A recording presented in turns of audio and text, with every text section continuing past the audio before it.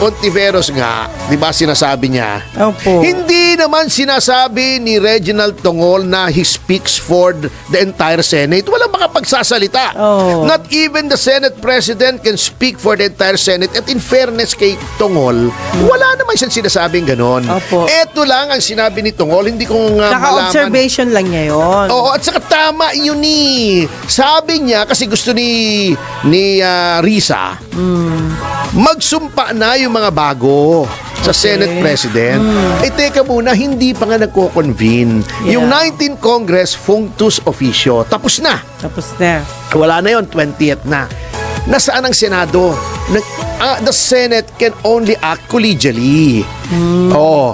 May Senate President ngayon, pero hindi pa nagko-convene. What is the first order of business pag nag-iba na ang Senado?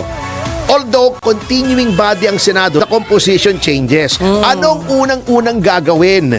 Pipili ng Senate President ang 20th, ang Senate ng 20th Congress. Kasi ang Congress is both the Senate and the House. Opo. Oo. Pipili muna ng presiding officer. Kailan pipili? Pag nagre-convene sila. Kailan magre-reconvene? July 28. O, may 28 na pala eh. Magko-convene, magbobotohan, will the present SP, Senate President be retained or mapapalitan kasi gusto yata ni Tito Soto, di ba? Makuha yung dating trono. Dating trono niya. Bilang SP. O, pag nakuha niya, okay. Pag hindi niya nakuha, may trono pa naman siya roon sa opisina niya. May Dapat- CR doon eh. O, yun ang trono niya. Dapat Oo. iba naman para at least matry natin. Oo. Anyway, only pag na-determine na yon, saka susumpa yung mga bago. Ayun. Actually, para sa akin, if only for the sake of just to be sure, Opo. dapat manumpa din yung mga dati. Para sabay-sabay na. Manumpa kayo kung kasi Formality. 28 Congress na to eh. Iba na to eh, iba Iba na na. to eh. Oo, Oh. Para lang, wala namang mawawala kung manunumpa sila, di ba? Correct. Oh, kaya lang yung iba doon, baka kanta ng pasumpa ka pa. Ka. Nako, ay mahal Grabe ka. mo. May ganun kanta, di ba? Mga bully Anyway, naman sila. Tama naman yun. Yun ang dapat gawin. And wala naman sinasabi si Tongol. Ngayon, nagtatataray si Risa. Hindi ka naman, you cannot speak for the Senate, blah, blah, blah, blah, blah, blah. Wala naman sinasabi po. Kanya lang, hindi pa nagko-convene. Di mag-convene ka mag-isa kung gusto mo. Magbotohan ka mag-isa mo, iboto mo sarili mo. Ang Kenkoy, mag-isa ka nag-convene. Hintayin mo kasi Pwede collegial body kayo. Hindi pwedeng primadona, Risa. Hindi pwedeng kung anong gusto mo. Gusto mo. Ngayon mag-umpisa, ngayon mag-umpisa. Paano yung mga kasama mo? Also, you do not speak for the Senate. Hindi ka rin pwedeng masunod kung anong gustong gawin ng Senado. Ayun. Eto namang si De Lima, papunta tayo kay De Lima. Yun nga sinasabi ko, hindi maintindihan eh. Sinasabi ni De Lima, ultra vires daw. Hindi daw, wala daw sa konstitusyon, labag daw sa konstitusyon yung pinagagawa ng Senado. Oh? Ganito kung talagang ikaw ay may prinsipyo kang tao ka. Di ba sinasabi mo, labag sa konstitusyon, pumunta kang Supreme Court. Di ba? Testingin mo yung iyang theory. Kaya lang, natatakot siyang pumunta sa Supreme Court. Bakit? Hindi ba noong 2011 ba yun? Opo. Oo. 2011. Di ba may What happened? TRO ang Korte Suprema na pwedeng umalis si Ginang Arroyo para magpagamot sa Singapore. Hindi niya inonor, pinigil pa rin niya. Kaya may contempt siya eh.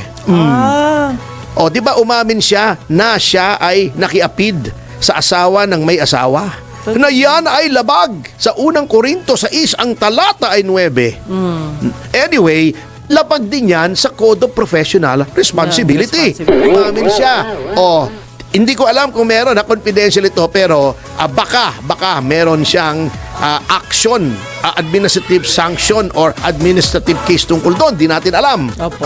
Oo. Kaya natatakot siyang humarap doon kasi matindi ang record niya sa pagdating sa pagsunod sa Korte Suprema, di ba? Yung whole departure order, labag din sa konstitusyon. Bakit niya ginawa? Kami, nagdemanda kami sa Supreme Court. Sinabi namin, yung HDO na inisyu niya bilang Secretary of Justice unconstitutional. Nanalo kami. Ganun ang gawin mo. Tingin mo unconstitutional, pumunta ka sa Supreme Court. You should have the courage of your convictions. Ngayon, kung hindi mo kaya, shut up ka na lang, Laila. Anong panginangawa mo? Ayaw mo naman testingin eh. Hindi sa media. Para kang lalaki hamon ng hamon nung ayaw namang pumasa. Para kang si Nery Colmenares eh. Pare-pareho nga talaga kayo. Grabe. Oo. Talaga naman ewan ko ba?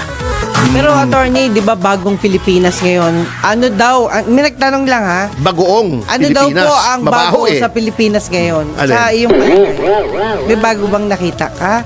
Marami, ang daming. Everything. Marami. Oh. Ang daming mga congressmen, bago yung mga sasakyan nila.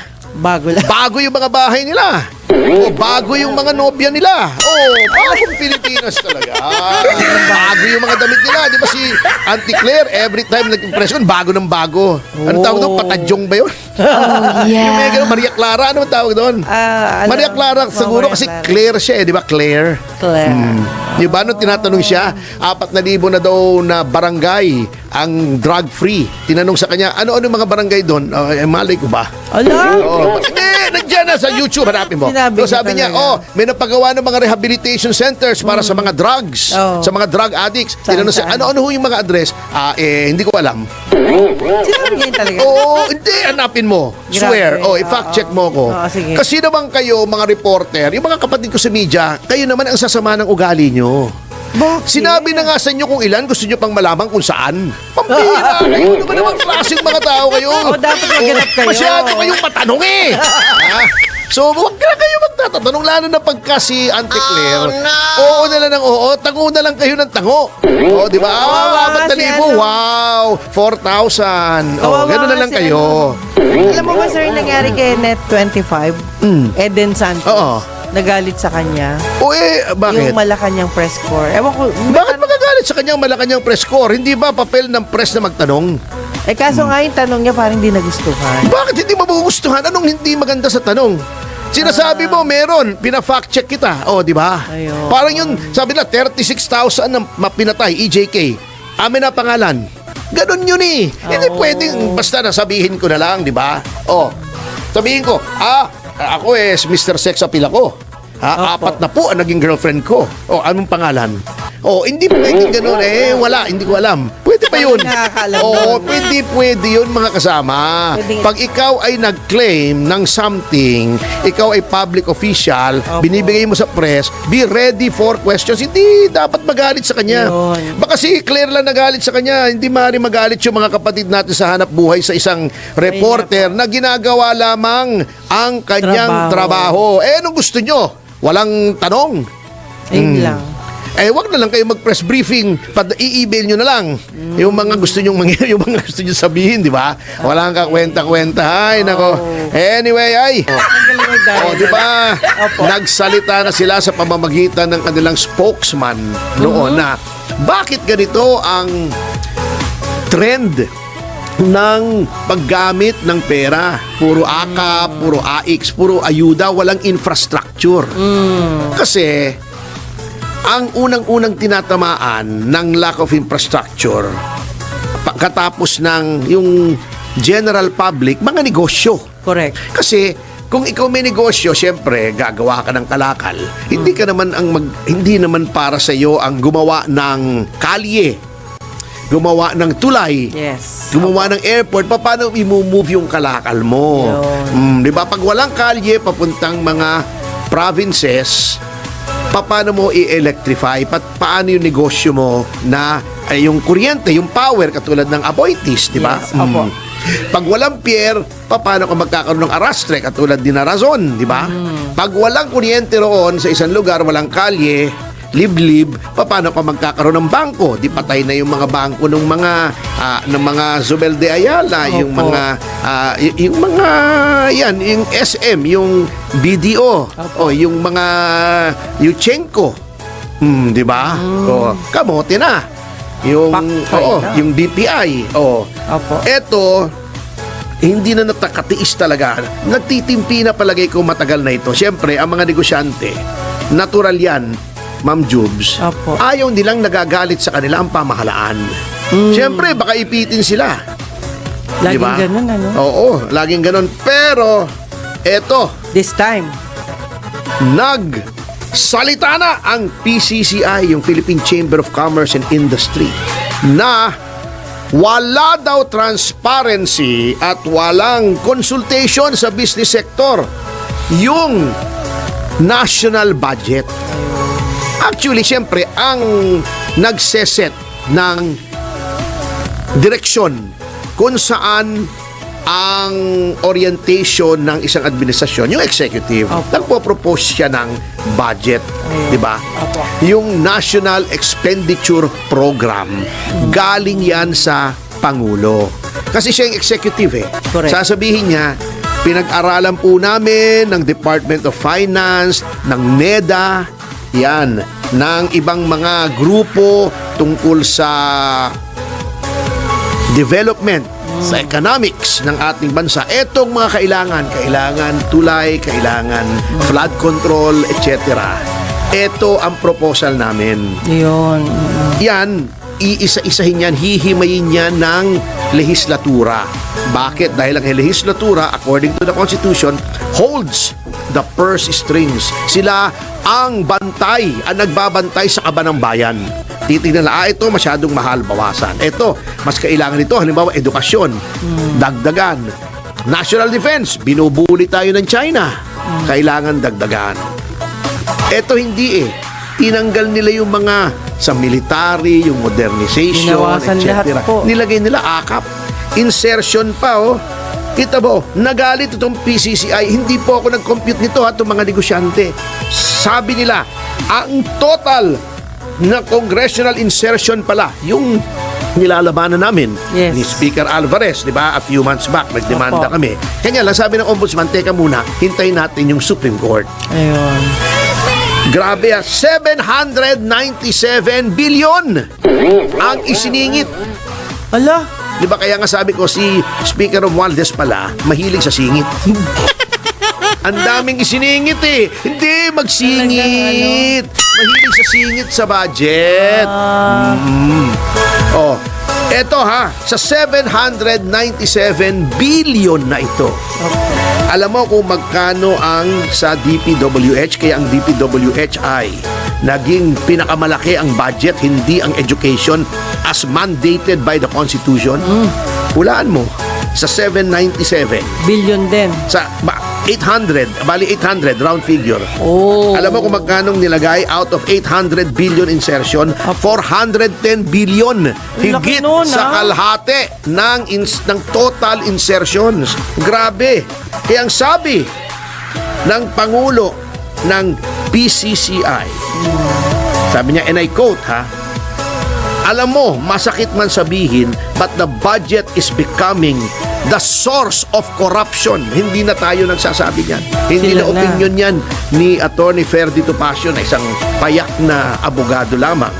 Ito yung mga negosyante na the biggest business organization in the Philippines. Opo. Sinasabi nila.